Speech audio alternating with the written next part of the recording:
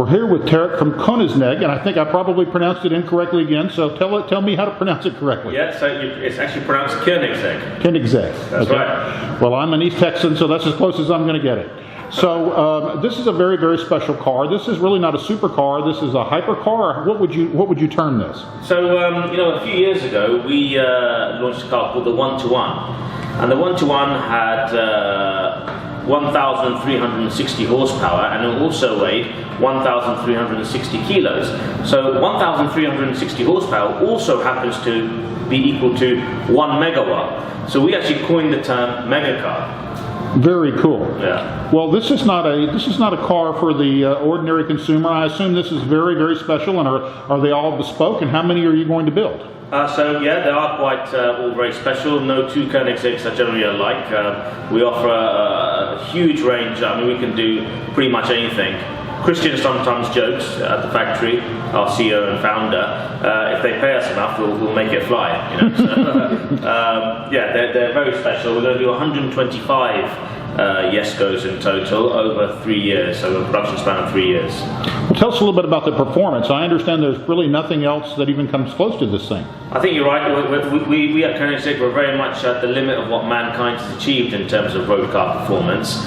I mean, some of the stats in this car: 1,600 horsepower, 9-speed transmission with 8 clutches in the transmission. 2,200 pounds of downforce at 175 miles an hour. I mean, for a road car, it's pretty much. That's kind of you're approaching the limits of physics, I think. Yeah. So we have 2 variants of the Jesko that we're going to build. This one, to see for you, this one is called the ring version, fully street legal, but it's geared towards doing lap times that attracts a lot of downforce. We're going to do another version of the car. So when a customer buys a car, they can choose which one they go for. The other version is called the 300. It's going to have less downforce, slightly longer gearing, the 1,600 horsepower engine, and we were hoping that's going to be the first car to do, first production road car to do 300 miles an hour. That is incredible. I've driven a car at about 170, and I've got to tell you, at 170 miles an hour, that's pretty doggone fast, but at approaching 300, that's almost mind-boggling. Yeah. And so, I don't know if you guys talk about 0 to 60 times, but people always want to know about that. So, what kind of 0 to 60 times would this car do, or maybe 0 to 100? Yeah, and talk about the braking. We currently hold a world record with a car called the Agera RS, which was the predecessor for this car. So we don't really talk about 0 to 60 times, we talk about 0 to 250 times. So that car will do 0 to 250 in 24 seconds. And it will do 0 to 250 and brake back down to 0 again in 34 seconds. It's a world record. That is absolutely incredible. Well, I know that the car has some pretty unique, I guess the word would be hydraulics that operate the door and the bonnets and all that. Can you show us that and explain it to us? Yeah, sure, of course. So we have we can do this from inside the car, from the key, and we can open and close the doors. We can also, I'll show you the ghost mode. This is really when we really want to show off. We have the ghost mode, so I'll press the ghost mode, and then everything should open. I was joking with my daughters this morning, and she said the only car she knew was the Transformer, and I told her this was probably the closest thing in real life to a Transformer. Yeah, so we use we have an active suspension system, so we have a hydraulic system that we use to run the suspension. So, and what we've done is on all the doors and the front and rear hoods, we have these instead of gas struts, we have hydraulic struts, and we use the hydraulic system. We connect the hydraulic system to the gas strut to the struts with very lightweight, thin Kevlar lines, so it's very light. Which is how we're able to power this. So we're using something was already there on the car, and coming up with a very lightweight solution to robotize the doors. The weight penalty for doing this is around 2 kilos, so it really doesn't weigh much at all. Very negligible. I think it's quite a cool feature. And also, it looks like I see a lot of carbon fiber on the car. Is the body carbon fiber, or how is the coachwork fabricated? Yeah, I mean, all the body panels, the monocoque, the wheels, the steering wheel, the seats. I mean, as far as I'm even top of the engine, the air intakes. So much of the car's carbon. I would say it's probably the most carbon-intensive car available today. And you know, do you have any special features or anything about the car that appeal to you personally?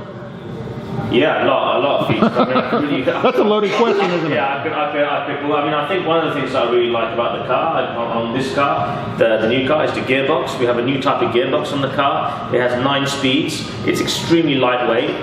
Normally a DCT, a dual clutch transmission, is around 150 kilos, give or take. This gearbox that we have in this car weighs 90.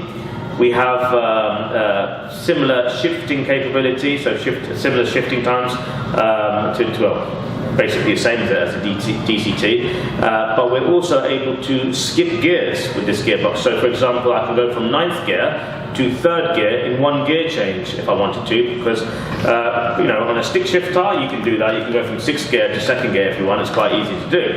But on the modern day cars where you have the paddles, you have to go up and down through the gearbox sequentially. So if you just imagine you're in top gear and you want to do a hard acceleration and you're going along at, you know, whatever, 70 miles an hour, you have to pull down the paddle 3-4 times to engage the correct gear. And that might take a second or a second and a half. In this car, there's a gear lever in the middle of the car, you just push it forward, and in 1 gear change, it will change down to the optimum gear without over-revving the engine. And the car does that, it calculates by itself which is the right gear to go into, and then boom, in 1 gear, you're gone. In that time, the other guy, he's pulling down a couple of gears, you already put 4 or 5 car lengths on that other car. Well, we're going to do a full written report. You guys have given me a lot of great technical information, and we're going to include all of that. We really appreciate you being with us today, but I do have kind of one final question. We touched on it a little bit. If I dare ask, and as my dear mother used to say, if you have to ask the price, you can't afford it. So what is the price? What is the price? So this car starts at $2,840,000. Plus options. So you know, generally customers can spend over $1 million, but on average probably about $400,000 or $500,000 in options. But we've had people spend more than $1 million on options. So if you want a car that no one else is going to have at the country club or the yacht club, this is the car for you. Yeah, I guess so. Well, thank you very much for being on camera with us today, and really wonderful car, and thanks for all the great information. You're most welcome. Thank you.